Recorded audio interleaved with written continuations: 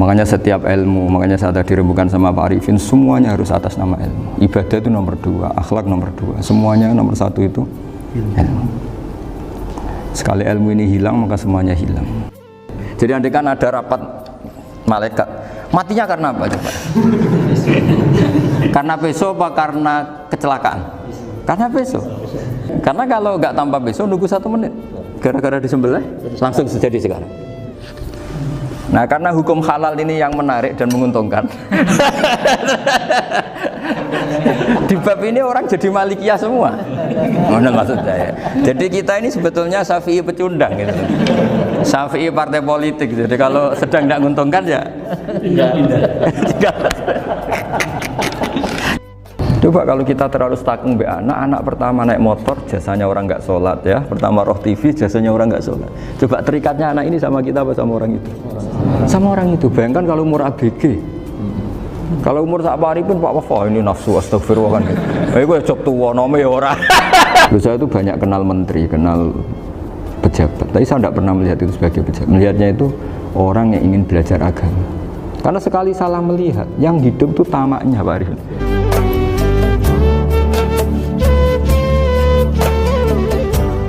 Al-Fatihah. A'udzubillahi minasyaitonir rajim. Bismillahirrahmanirrahim.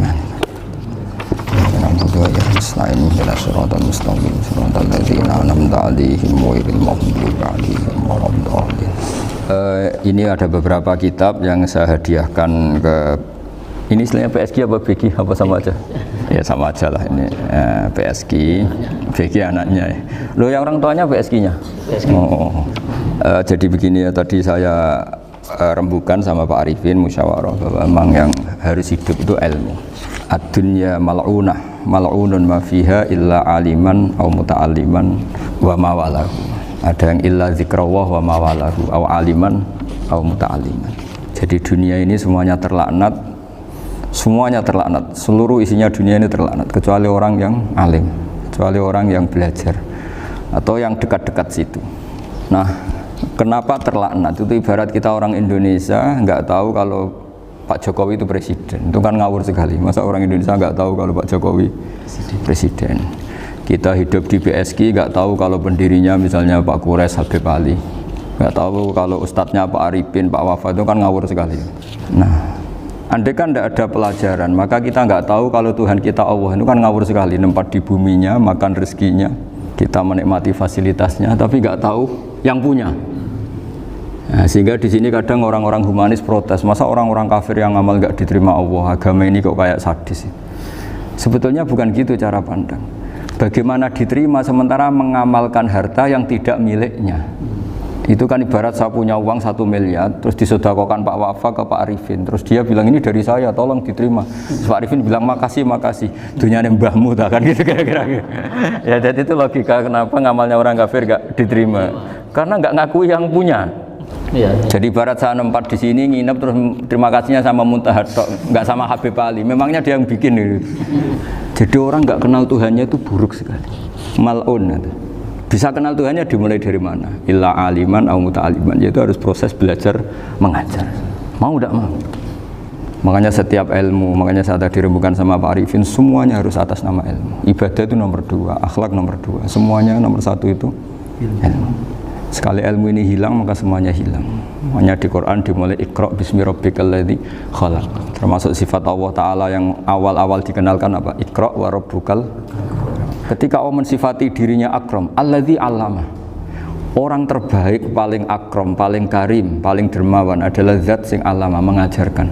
Makanya kata Nabi, tidak ada sedekah sebaik kalimah yang ditemukan orang muslim, dan kalimah itu kalimah bijak kemudian diajarkan ke muslim yang lain. Itu disebut afdhalus sedekah. Karena ini mengawal Islam. Jadi saya alhamdulillah semenjak kenal jenengan semua, entah berapa kitab saya selalu bawa ke sini supaya hubungan kita ini bil ilmi. Nah, karena hari Syajaratul Ma'arif beberapa kali sudah saya baca, ini tak ijazahi kitab Bajuri ya, sarahnya Fathul Qorib.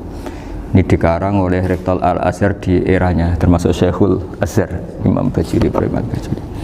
Nah, di sini saya ingin terangkan kitab Dzabaih tentang, ya didengerin aja kalau nggak bawa kitab ini, yang takrib sama syarah, supaya sampean tahu kenapa harus ada syarah. Ya, saya ulang lagi, kenapa harus ada apa? Syarah.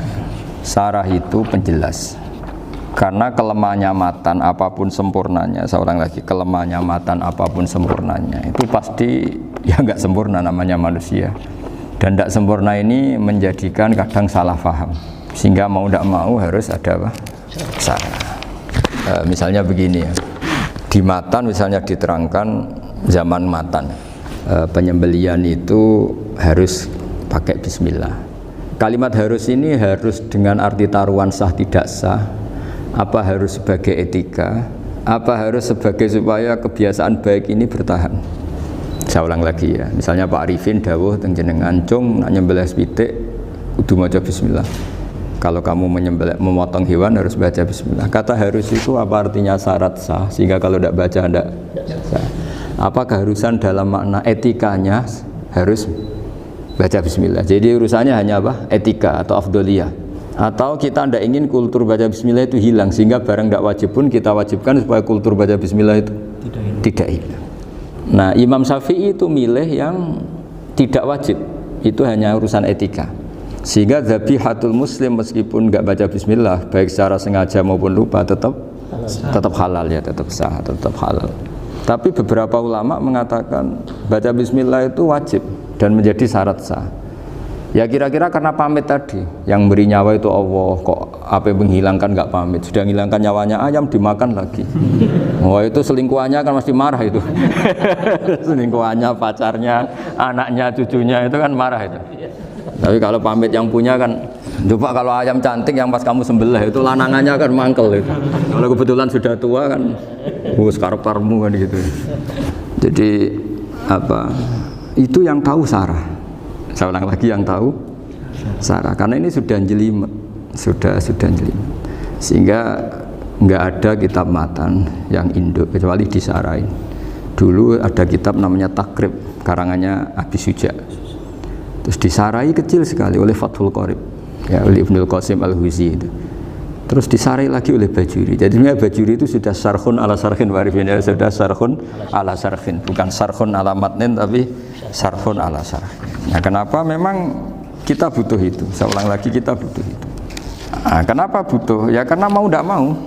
Saya ulang lagi, mau tidak mau. Karena matan itu seperti itu.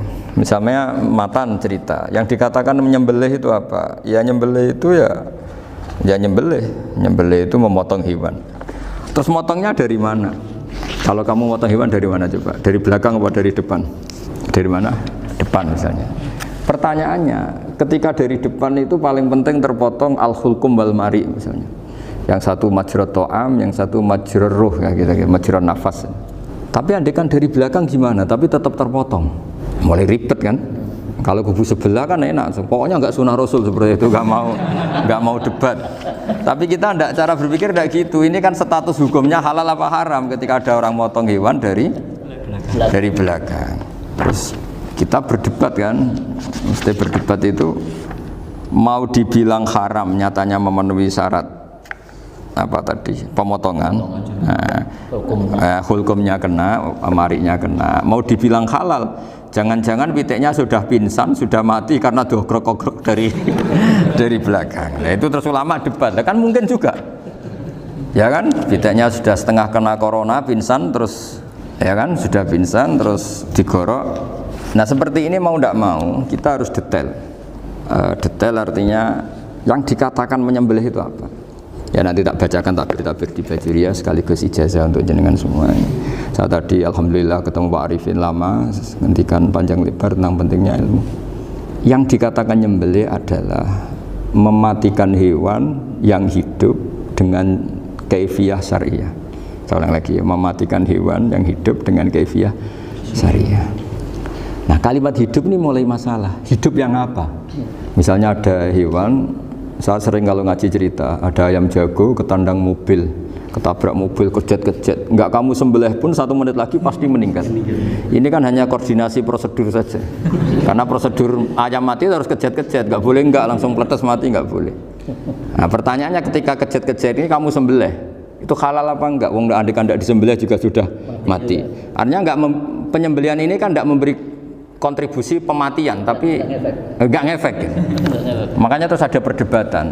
ada hayatun mustaqirrah, ada hayatun ittirariyah, ada harokatu masbuh. Itu kalau nggak sarah nggak bisa. Lalu pertanyaan nakalnya begini, saya itu betul pernah ngalami itu. Wayam jago itu kan mahal, apalagi kalau Bangkok kan. Saya pas jalan-jalan sama anak saya, sama jalan-jalan mau ke pasar itu di pertolongan tuwer mak. Gus halal tau ora? Kadang tanya orang awam, halal kata saya gitu. Padahal andai kan tidak disembelih ya pasti mati. Suatu saat ada yang mengkonfirmasi lagi. Saya bilang kalau kiai ya tidak pantas makan ayam gitu, tapi kalau kamu tidak kiai ya pantas saja. Daripada rata halal lo geremeng eman kan ribet. Nah sebetulnya itu dalam mazhab Syafi'i itu tidak halal karena dia sudah tidak punya hayatun mustaqirrah. Karena tadi setengah menit lagi atau 1 menit lagi pasti mati. Kan dia belum mati karena koordinasi Israel saja, tetap yang nyambil itu. Tetap kan nggak segampang itu kan, tetap prosedur apa? Jalankan SOP. SOP-nya harus ada. Nggak boleh mati selonang-selonang itu, nggak boleh. Tetap ada SOP kata Pak Arifin ada SOP. Dia kalau sama saya bisa guyon kalau. Tapi misalnya nanti pertanyaan, tapi dalam mazhab Maliki itu diabaikan. Hayat mustaqirrah, hayat ittirariyah, hayat itu diabaikan. Cara berpikir Imam Malik lebih matematis. Kalau nggak disembelih itu matinya berapa menit? 1 menit lagi. Gara-gara disembelih dia mati sekarang. Berarti eksekutornya ya peso itu. Ya berarti peso itu memenuhi kriteria mematikan sesuatu yang masih hidup, hewan yang hidup dengan cara syar'i. Jadi andai kan ada rapat malaikat, matinya karena apa coba? Karena peso apa karena kecelakaan? Karena peso. Ya kan? Karena kalau nggak tanpa peso nunggu 1 menit. Gara-gara disembelih langsung terjadi sekarang. Nah karena hukum halal ini yang menarik dan menguntungkan. Di bab ini orang jadi Malikiyah semua. Mana maksud saya? Jadi kita ini sebetulnya Syafi'i pecundang gitu. Syafi'i partai politik. Jadi kalau sedang tidak menguntungkan ya. Kata siapa kita Syafi'i banget? Tidak juga itu. Jadi karena tadi ya kalau pada level apa? Pada level perdebatan ulama itu ada tadi ya, ada seperti itu, ada hayatun mustaqirrah, ada hayatun ittirariyah, ada harokatul masbuh. Jadi tak baca ya supaya dapat barokahnya ulama ya. Jadi tak baca redaksinya. Ini di halaman, terus kitab ini saya tinggal sebagai amal saya, keluarga saya, sebagai penghormatan saya sama Habib Ali, Habib Qures, Habib Hussein semuanya, Pak Arifin dan Bismillahirrahmanirrahim. Wa'lam. Ini halaman 562, ikutnya bab kitab Ahkamis Sayyidi wa Dzabai. Ya jadi nanti yang mungkin kalau beda halaman cari di babnya kalau beda halaman cari di babnya. Karena kadang beda halaman Pak Arifin. Kalau cetakan sekarang engkak-engkak ya. Beda penerbit beda. Iya, kadang beda juz pun. Kayak Ikhya sekarang tuh sampai 6 juz. Zaman kita ngaji kan 4 ya. Sekarang ada yang 6, ada yang ribet cetakan sekarang ya. Di atas ada 10. Satu Ikhya itu. Hurufnya dibesarin. Ikhya biar. Iya, ada yang sama. Karena ngerti zaman akhir paling sudah agak buta huruf. Saya tuh dulu punya guru terakhum sudah sepuh. Itu baca gini nggak bisa Pak. Jadi kalau di kelas harus dituliskan pakai spidol. Mulang Minhajul Abidin. Sudah sepuh sekali. Kalau ngajar itu nggak bisa jalan, udah pakai becak. Itu yang nulis agak kurang ajar. Nulis CD ben cepet bar. Jadi kadang itu apa itu? Beliau masih semangat, tulisannya habis. Loh kok sentek jeng? Terus ya wes ya. Dinulisnya di HVS baru dulu. Ya cepat selesai. Iya. Nah, kalau beliau pakai kitab sudah enggak perso itu. Anak-anak wah nulis CD benang bar. Ribet. Saya ulang lagi ya. Jadi yang mau saya baca tadi itu logika fikih ya. Fikih itu berpikir ya. Di mana-mana namanya menyembelih itu apa? Dari hidup dimatikan dengan kaifiyah syariah. Kaifiyah syariah ini tidak boleh kamu nyontohkan harus disembelih, keliru juga. Karena untuk hewan yang berot atau hewan liar cukup dipanah asal ma'an harod dama yang bisa mengalirkan apa? Darah. Jadi makanya saya umumkan bikaifiyatin syariah Pak Arifinnya kan tidak harus motong kan bentuknya. Kalau hewan liar kan atau sapi kurban liar kan, sapi kurban ucul liar kan boleh dipanah, boleh macam-macam. Nah kalau tembak bisa diperdebatkan karena ada unsur api Pak Arifin. Jadi bisa debat. Meskipun ada yang bilang boleh tapi bisa debat lagi kan? Karena ada unsur apa? Api Pak Arifin. Iya. Tapi ini saya cerita umumnya bikaifiyatin syariah. Nah karena kalimat hewan hidup, ada kalimat hidup. Hidup yang apa kan pertanyaannya? Hidup yang sudah kejet-kejet, misalnya sudah koma udah kena corona disentak istrinya itu, apalagi ayamnya menyaksikan pasangannya diselingkuhi, wah itu udah stroke itu dia. Itu. Makanya kalau orang suka macam-macam itu kayak ayam, makanya itu. Saya baca ya. Bismillahirrahmanirrahim. Wa'lam annahu yujadu fi ibaratihim hayatun mustaqirrah, hayatun mustamirrah, harakatu madhbuh. Wa yuqalu aisyu madhbuhin. Wal farqu bainaha annal hayata al mustaqirrah yakunu ma'aha ibsarun bi ikhtiyarin wa nutqun yu bi ikhtiyarin wa harakatun ikhtiyariyah. Wal hayat al mustamirrah hiya allati tastamiru ila khurujir ruh minal jasad. Wa harakatul masbuh yallati la yabqa maha ibsarun bi ikhtiyarin wala nutqun bi ikhtiyarin wala harakatu ikhtiyariyah bal yakun maha ibsar wa nutqun wa harakatun ittirariyah ini wa ba'duhum farraqa bainahuma sampai saat terus ini. Jadi ini perbedaan-perbedaan pandangan ulama. Nah, Imam Malik itu mengabaikan semua istilah itu, sing penting pas mbok sembelih iku kecelok urip, cara wong Jawa iku kecelok urip. Cek hayat mustaqirrah, cek ittirariyah, cek harakatu masbuh, pokoknya kecelok urip. Ini kecelok urip bisa dibilang masih hidup. Karena kalau bisa dibilang masih hidup, kamu sembelih, tetap nanti rapat malaikat kira-kira gitu. Ini matinya karena apa?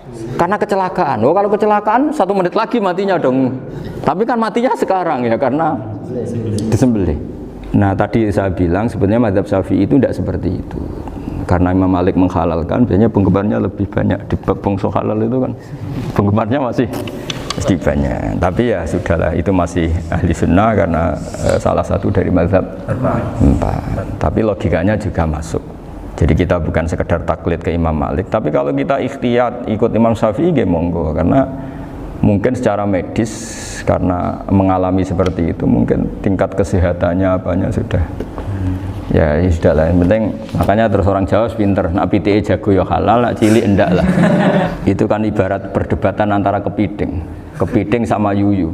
Yang menghalalkan kepiting itu mengharamkan yuyu, tahu yuyu yang kecil di sawah ya. Tak tanya, kenapa yuyu halal? Karena amfibi Gus, bisa hidup di dua alam. Memangnya kepiting enggak? Oh beda. Ternyata beda maksudnya. Eman Gus kalau haram. Eman kan, kalau yuyu haram kan nggak ngefek kan, kecil. Ini mufti kok. Oh udah kadang halal, udah kadang makan selama ini. Iya selama ini udah kadang makan itu. Makanya banyak kiai yang mengharamkan kepiting sebetulnya, tapi minoritas kan. Tapi yang mengharamkan yuyu mayoritas, wong kecil aja. Jadi kita ribet ikut siapa? Gitu. Kata siapa ahli fikih nggak mikir untung rugi. Makanya saya ini bingung, jadi saya ini kan kiai ya, kiai betul. Susah kadang jadi kiai. Sebagian guru saya itu mengharamkan kepiting. Nah kalau kayak dolan di daerah Juwono Mas Nafis, daerah itu penghormatan tertinggi santri itu kalau nyugoi kiainya kepiting karena itu makanan termahal. Bingung kan dia? Mau tidak makan itu kayaknya dipersiapkan betul Pak Ribun. Ada effort ya. Warna nyari yang mahal kan. Mau makan itu sebagian guru kita mengharamkan. Akhirnya ya ada darurat tadi. Makan sekadarnya. Kalau saya habis 3 pasti israf. Kalau habis 1 prosedur hormat yang nyugui. Itu susahnya jadi kiai. Kalau kamu kan tidak kiai, mumpung gratis. Enaknya nggak jadi kiai kan itu Mas. Pertimbangannya mumpung gratis. Sudah gitu masih mun dibutuh mawon, makai dibutuh mawon. Oh digawa tenan. Tapi sebetulnya ada sisi naif dari yang bilang halal tadi. Ketika yang bilang halal, naif itu versinya, tapi ya nggak apa-apa, semoga dimaafkan Allah. Naifnya tadi, tapi saya tidak tapi itu masalah khilafiyah ya. Semoga yang mengatakan halal juga benar, karena punya perhitungan iman tadi. Tapi yang bilang halal itu tak tanya, yuyu itu halal apa haram? Lucunya jawab haram semua. Yuyu bahasa Indonesia nggak ada kayaknya. Nggak tahu juga saya apa. Yang penting paham tapi yuyu, yang kecil itu. Itu kalau diharamkan nggak ada yang protes ya? Nggak ada. Tapi kalau kepiting? Ini pakai model apa? Coba Pak Wafa, kalau alasannya amfibi, yuyu sama kepiting sama enggak? Kalau alasannya amfibi, hidup di 2 alam. Sama-sama. Kenapa kepiting jadi halal? Besar. Lebih bernilai. Ini juga mufti model baru. Ini muftinya menghalalkan itu. Iya makanya itu. Kan jadi kayak tadi ayam jago tadi orangnya tak tanya akhirnya. Andekan yang kecelakaan itu ayam kecil. Kamu tanya saya enggak? Ya enggak, terus langsung tak buang. Kan langsung dibuang. Berhubung ayam besar. Eman kan. Tapi nurani aja sebetulnya protes. nyembelih wis klekek-klekek wis. Kadang kan wis apa kejet-kejet itu sudah tunggu SOP cara Pak. Ya tapi apapun itu ini ilmu harus didengar ya supaya sampean tahu ya, ada hayat mustaqirrah, ada hayat mustamirrah, ada hayat ittirariyah, paling enggak kita ngerti lah.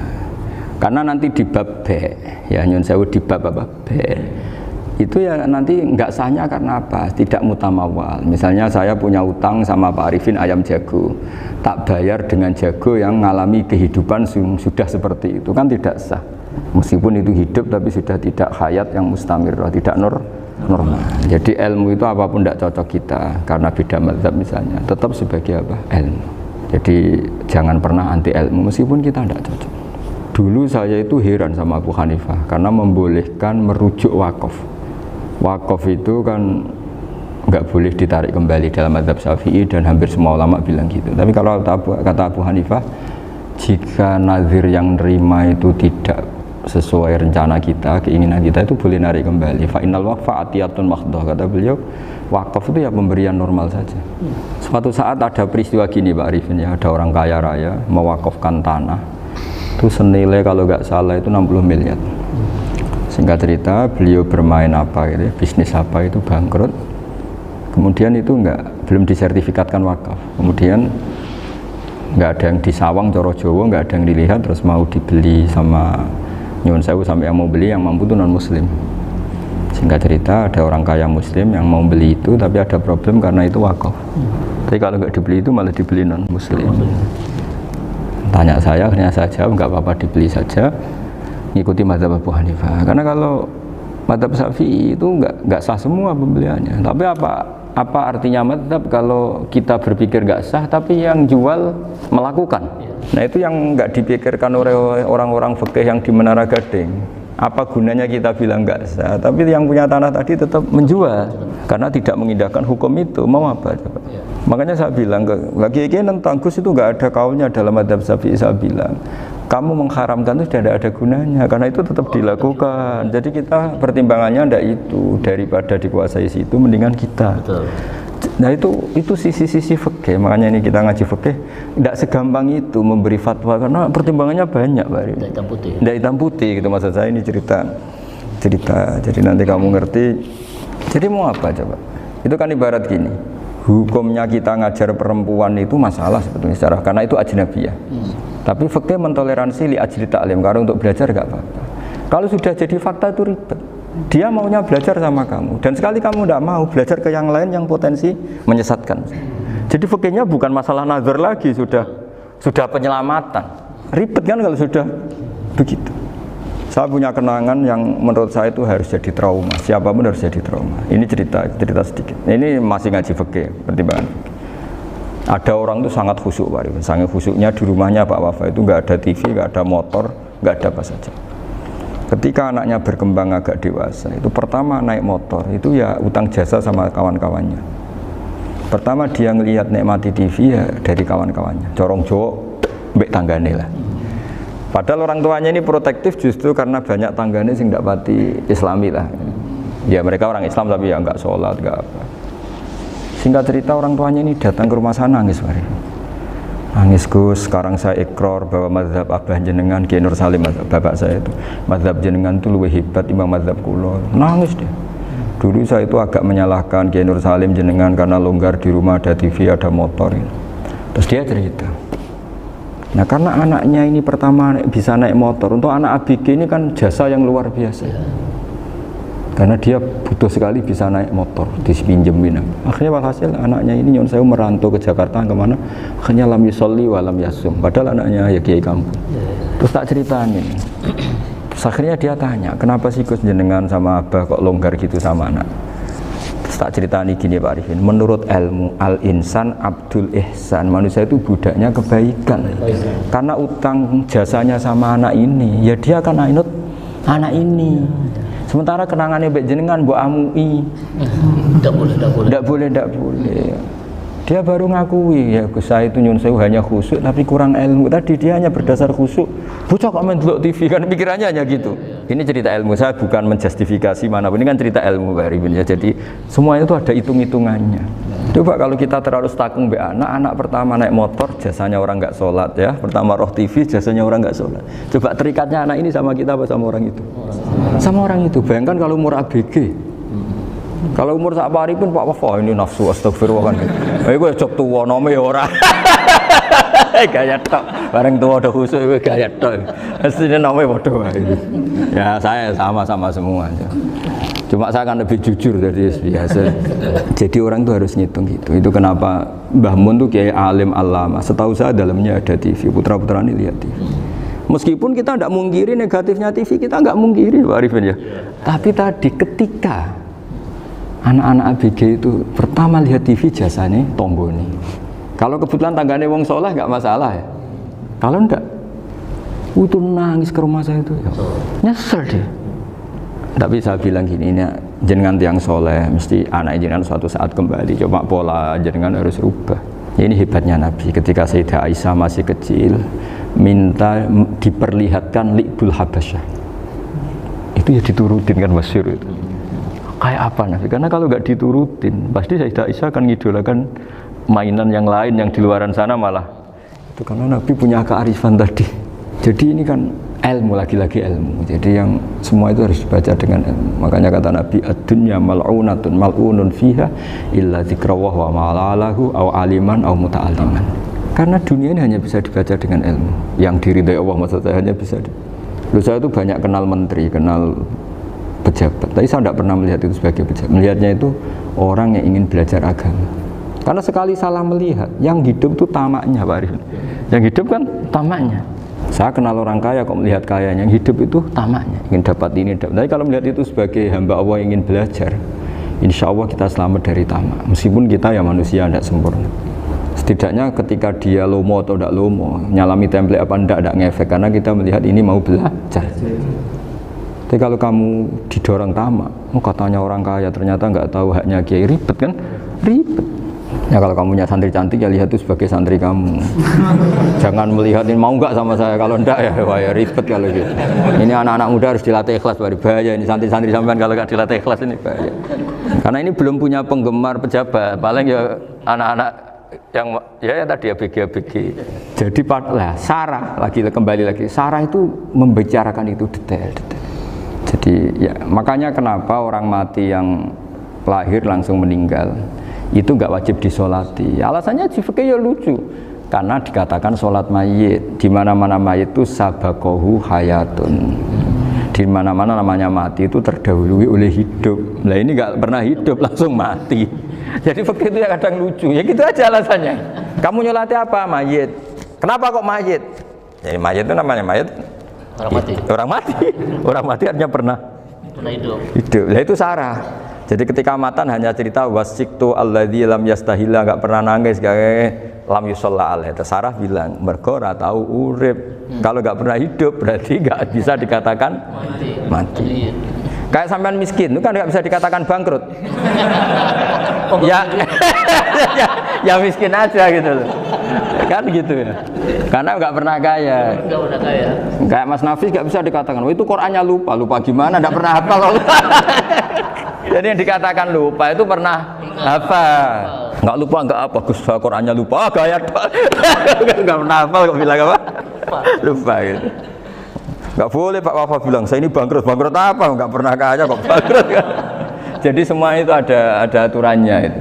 Nah itu Sarah, lagi-lagi Sarah. Jadi bahkan banyak yang syarhun ala syarhin. Jadi kayak kitab takrib itu disarai Fathul Qorib. Jadi Fathul Qorib itu sudah Sarah. Disarai lagi Bajuri. Nah, itu termasuk cerita itu ya. Cerita-cerita. Kalau baca Bismillahirrahmanirrahim. Wa yakunu qad umma dzukira daf'atan wahidatan la fi daf'ataini. Islam tujad al hayat al mustaqira inda daf'atis saniyah. Amma idza wujidat al hayat al mustaqira daf'as saniyah fayakhilu al masbuhu aidan. Fasartu wujudul hayat al mustaqira fi ibtida'il wati akhir marrah.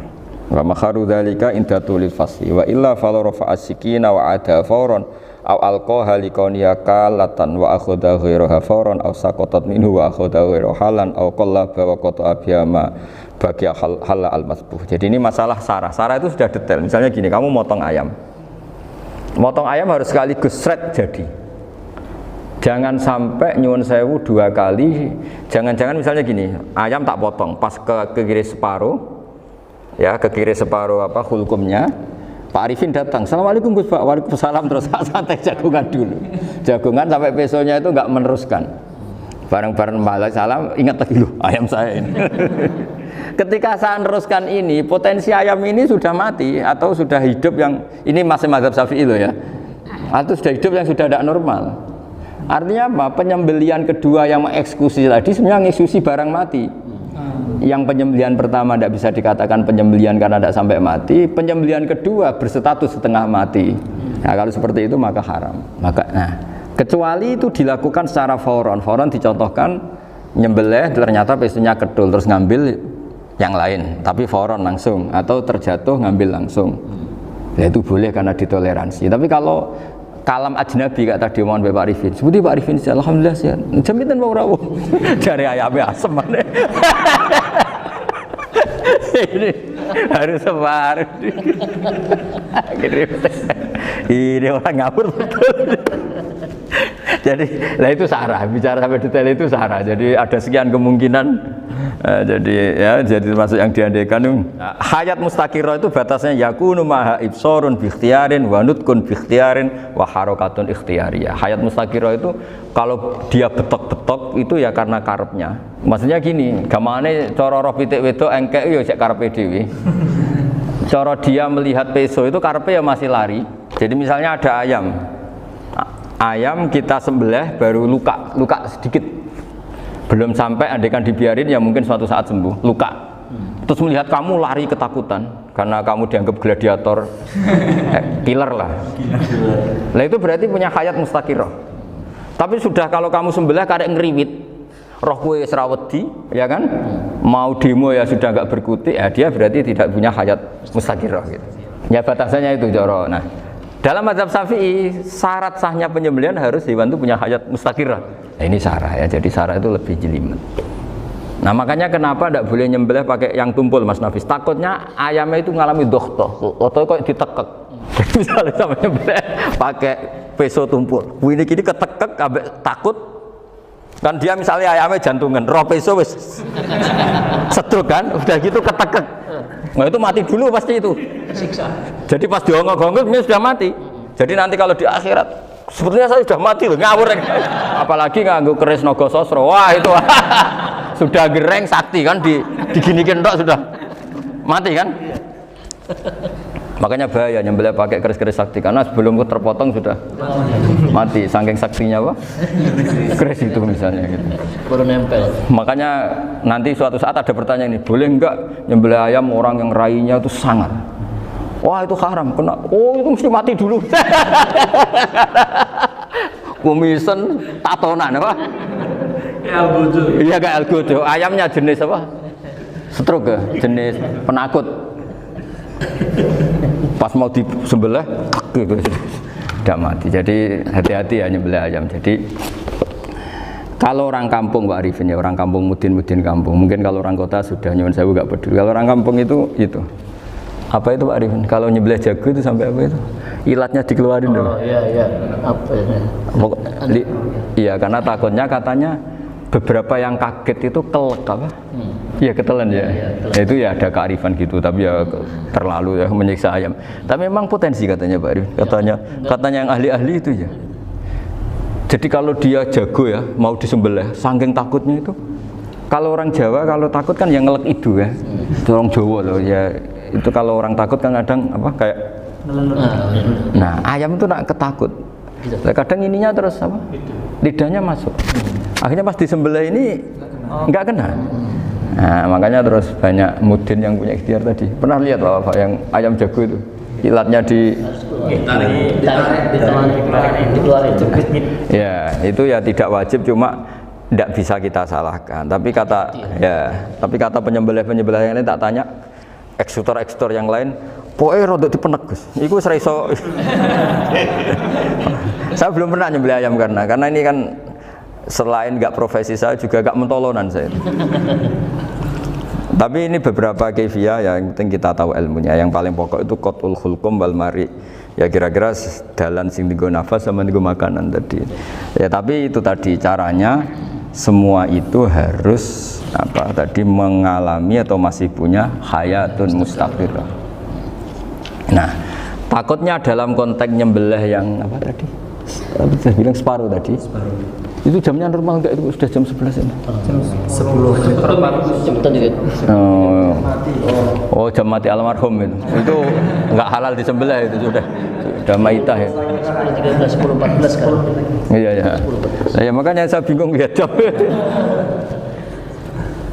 Ya jadi itu Pak Wafa ya, pentingnya sarah itu seperti itu. Matan itu kan asal nyembelih saja, tapi di sarah diterangkan jangan hanya nyembelih, yang disembelih harus ada hayatun mustaqirah, karena dikatakan penyembelihan adalah menghilangkan nyawa dengan cara yang syar'i. Nah, kalau nyawanya saja sudah hilang bukan nyembelih gitu. Nah, potensi itu ada ketika jago kamu sembelih pakai yang tumpul. Ini ada doktoh. Loh, hewan itu juga kayak manusia loh, karena punya hati. Ketika takut bisa aja mati. Nah, takutnya ulama kan ini ngalami doktoh, kayak orang ditekek kan mati kan, ditekek kaget. Contoh gampang gini, orang ditekek perempuan kemungkinan mati itu kecil, karena murni hanya ngalami pernafasan. Tapi nak ditekek wong gagah tatonan kan terus dua reaksi tubuh, takut sama gak bisa bernafas, itu kan lebih cepat apa? Kira-kira kan gitu. Lah ini sudah takut dongok-dongok itu kan nyiksa. Saya sering ketemu orang yang ahli nyari ular, nyari apa. Itu ya gitu. Filosofinya sama seperti orang perang. Harus bikin takut. Iku kewan Gus nak disewentak, iku telelekan, jadi telelekan iku apa Pak Anda bicara bahasa Batawi ini itu. Orang kaget terus terpaku itu. Teorinya Khalid bin Walid kan gitu. Kalau perang supaya musuh takut. Kamu tahu saya, kami siapa? Gertak gitu. Ayat ji'na biqaumin yuhibbunal mauta kama tuhibbunal hayat. Kita ini bawa pasukan yang mereka mencintai mati kayak kalian mencintai hidup. Pasukan kami ini wah darwis, berani modar ya wis gitu, kira-kira gitu kalau bahasa Jawa itu. Gertak mati. Berani mati. Akhirnya musuhnya kan nah, di antara syaratnya perang kan gitu, harus bikin musuh itu takut, gemeter. Nah, telelekan itu gampang gitu loh. Telelekan itu pokoknya tadi loh Pak Arifin, kepaku tadi. Nah, agak berkutik. Paham ya? Nah, jangan-jangan ayam yang kita sembelih mau wis wedi dongok-dongok mati duluan gitu. Nah, makanya terus kata musannaf kalau bisa itu wa yakunu madzukira bidafatin wahidah. Kalau itu usahakan sekali jadi. Tapi itu bukan berarti syarat sahnya harus sekali jadi. Kira-kira karena tadi gak kebayang kan kalau baru separuh tak Assalamualaikum Gus Pak, waalaikumsalam Pak Arifin, sebuti kabarnya. Baru itu terus ingat, diteruskan lagi, kemungkinan ini sudah mati apa? Nah, makanya ya tapi lagi-lagi ini sarah ya, tak baca bismillahirrahmanirrahim wa yakunu qad umadzukira daf'atan wahidatan la fi daf'ataini fa innahu yahrumul masbuh hina idin. Kalau dua kali, tapi dua kali maksudnya yang satu kali ini mengakibatkan kematian, dikatakan penyembelihan belum sempurna, dikatakan hidup toh nanti pasti mati, berarti tidak mengalami hayatun mustaqirah. Paham ya? Jadi ini semoga dapat barokah dari para ulama. Jadi saya mohon nanti Pak Wafa, Pak Muntaha, teman-teman jangan hanya baca matan ya, pada level alim itu harus baca syarah, karena matan itu nyuwun sewu tidak cukup untuk menjawab sekian kemungkinan. Nah, syarah itu sono fardul masalah. Ya Pak Arifin ya, mengandaikan masalah meskipun belum terjadi ya pengandaian, sehingga nanti kalau terjadi kalau militer itu apa? A, B ya? Alternatif gimana? Kalau strategi itu kan ada sekian A, B, C. Kalau A gagal, B sudah siap. Oh, militer. Jadi kalau masuk surga pintu satu nggak bisa, itu kedua. Lewat teras Gus. Ini sembrono. Bagi Al-Fatihah. Bismillahirrahmanirrahim. Shiratal mustaqim shiratal ladzina an'amta 'alaihim ghairil maghdubi 'alaihim waladdallin. Pun guys, baru pas.